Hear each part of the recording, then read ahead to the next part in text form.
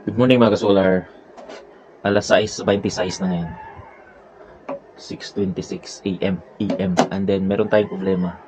Ganito nangyayari sa solar build ko. Kung nasasagad ko siya, kung hanggang sa depth ng cycle ng ating battery, depth discharge, kumbaga. So, common to sa mga issues sa mga off-grid na setup tulad sa akin. Sinsya nasa kalat mga ka-solar. Di pa ko nagayos. So, gusto ko lang ipakita sa inyo para malaman mo kung ano yung dapat gawin. Paano natin ma-address yung ganitong problema. Yung setup ko is tatlong 24-200 na blue carbon. Yan. Tsaka yung load is aircon. Aircon yan araw-araw. Siyempre aircon. Ngayon, kahapon kasi Sunday. Monday ngayon, Monday. Dito ako maghapon. Yung system natin mga ka-solar is naka-design para sa panggabi na usage lang, panggabi. Ibig sabihin, purely charging siya sa umaga. Kaya kahapon dito ako sa umaga hanggang maghapon, hanggang sa gabi, 24 hours kasi Sunday. Dami pa akong ginawa. Ano pa tayo? Kaya nagamit ko yung sagad ng kanyang battery. So, ang reading ng ating battery ngayon mga ka-solar is, makikita nyo, 24.49 volts. Sa kabila is 24.48 volts. Yan. So, sa ganyan, yung aking controller is nakaset yan sa 25.5. Nag-alarm na siya. Ngayon, dahil sa nineglect ko siya mga ka-solar, nag-alarm siya na nag-alarm. Naging 24.5 na 24.5. Kaya tumunog lang siya siguro mga 2 minutes.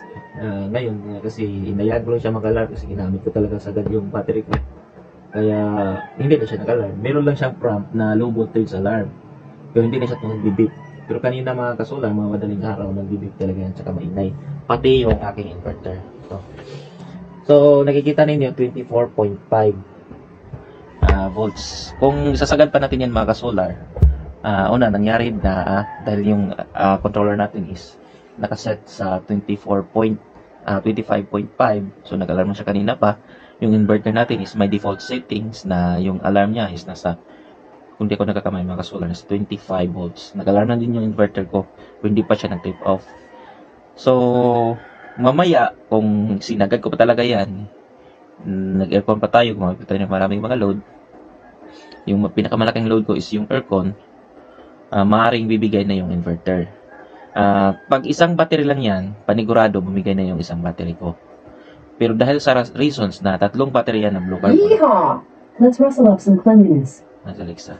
Yung reason bakit hindi siya bumigay kasi dahil tatlo yung battery ko na 24-200 volts. 200 amps.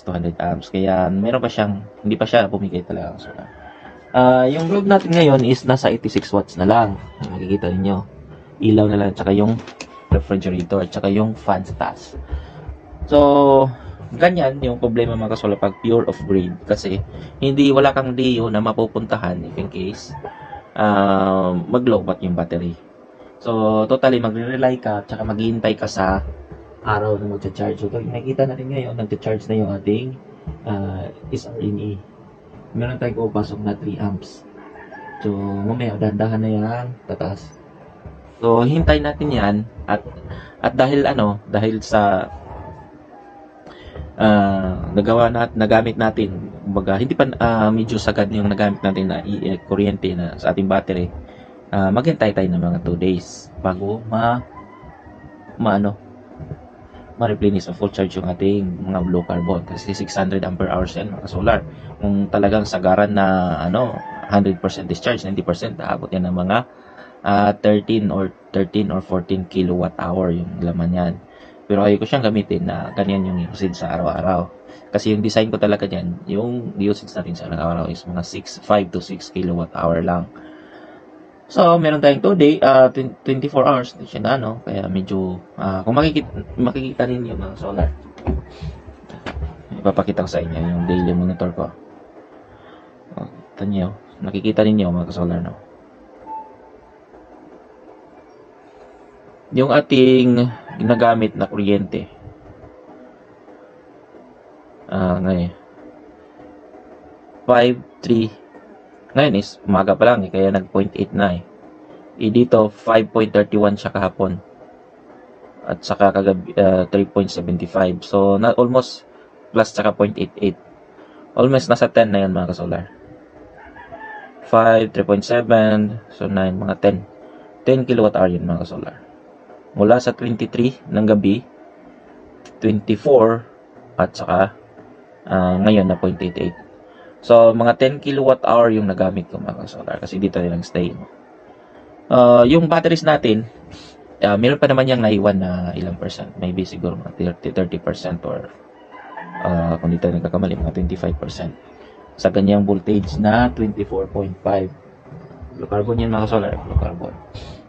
Pero ay natin siyang gawing sagad na sagad para hindi masira yung atong mga LiFo cells. So, yung technique ko lang dito, yung ginagawa natin para makarecover siya mga solar is Saturday. Kung hindi ako nagta-travel, yung mga essential lang na loads na gumagana, pag may biyahe tayo dito region, kosa siya na bumabalik kasi minsan meron tayong mga time na walang mga hindi ako gumagamit ng aircon, medyo malamig. Yun yung pinaka first option. Gawin na natin, iset lang natin sa fan yung aircon o kaya lagay natin sa higher settings like 26 degrees Celsius or 28, pinakamataas na 28. So okay na rin yun, magbababas yung konsumo niya at saka ma-replenish yung batteries natin. So, ganyan yung unang option, ililesen natin yung aircon. Yung essential lang na mga load natin yung gagamitin, like ilaw. Hindi naman ito mag-consider na brownout talaga mga solar, no? Kasi ganito talaga yung yung setup natin yung baga design ng system natin. Naka-size lang siya sa panggabi na gamit. Kaya importante yung sizing, kung paano natin siya gagamitin. So, ano pa? Ganyan. Kailangan mong mag-adjust, kailangan mo siyang mag-control ka rin. I-control mo lang yung paggamit mo. By the way mga ka-solar, hindi naman sa pag ganitong sitwasyon, talagang parang blackout yung scenario, kasi hindi na mawawala yung fan mo, tsaka yung refrigerator mo, at tsaka yung mga ilaw, pati yung TV. Alexa, turn on the light. Okay. Alexa, turn on TV. Andyan pa rin yan lahat mga ka-solar. Alexa, turn on TV. Okay. So, kung makikita ninyo, andyan pa rin. Alexa, turn on switch 1. Sorry, I didn't find a group or device named switch 1. No, gusto ko lang ipakita sa inyo na sa ganitong situation, kaya pa rin niya yung mga maliliit na load. Yung nawawala lang sa atin yung medyo, yung aircon, yung malalaki, Alexa, turn on switch 1. Alexa, turn on TV. Okay. Alexa, turn on switch 1. A few things share the name switch 1. Ayun Which na one do you talaga. want? Ayun niya mag-switch 1. So, Okay. dito lang. Ganyan yun ayun yun. Dito turn on ko ito mga solar Kasi gusto ko makita din niya Ayan. Ito na. Alexa, turn on TV. Okay. So, yung load natin is 169. Ayan, magana yung TV. So, ganyan. Hindi siya totally na blackout scenario. Na parang wala kang kuryente. So, advantage pa rin. Yung limit mo lang is i-take out natin yung ganit mga malalaking load. So, mas maganda, may backup tayo na batteries. Siyempre, mga solar, ganito yung setup natin kasi ayaw kong mag-oversize ng solar panels. Magastos din yun. At gusto ko, sagad lang yung solar panel ko sa aking load requirement. At ako na lang mag-adjust. Pwede ko naman pero para sa akin, gusto ko doon lang sa tamang-tama lang tayo mga solar. So, yun yung aral natin ngayon mga solar. Kailangan natin mag-adjust. Lalo na sa mga situations na ganito, low-bat.